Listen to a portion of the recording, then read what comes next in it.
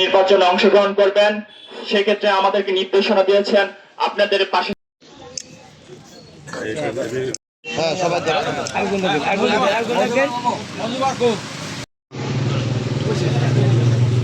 আছেন আপনি এখানে দেখলে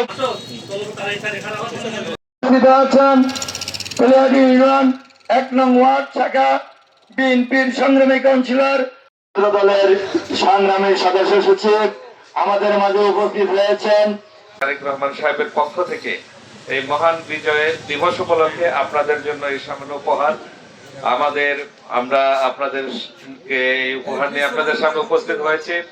আপনাদের আসলে যেভাবে সহযোগিতা করা দরকার বা আপনাদের পাশে যেভাবে দাঁড়ানো দরকার সেভাবে হয়তো আমরা দাঁড়াতে পারি না। দীর্ঘ 17 বছর নির্যাতিত নিপীড়িত হয়ে বিএনপি আসলে আজকে একটা খুবই কঠিন অবস্থার মধ্যে দিয়ে আমরা পার হচ্ছি।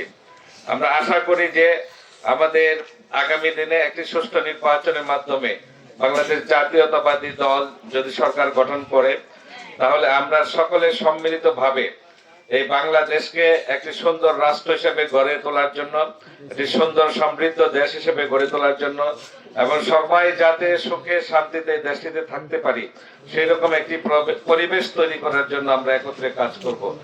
উপস্থিত হয়েছেন 2 নং ওয়ার্ড শাখা ছাত্র দলের সভাপতি মাসুম, শ্রদ্ধেয় জনাব আক্তার হোসেন আমাদের মাঝে উপস্থিত হয়েছে।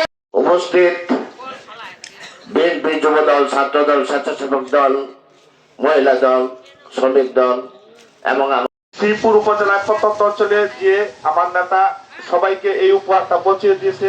আমি আমার নেতার পক্ষ থেকে এবং অনুষ্ঠানের প্রধান অতিথির আসন অলঙ্কৃত করেছেন আমার রাজনৈতিক অভিভাবক, আমার আজকে যারা শীত বস্ত্র নিবেন মা বোনেরা সকলকে জানাই আমার সালাম প্রকাশ করছি।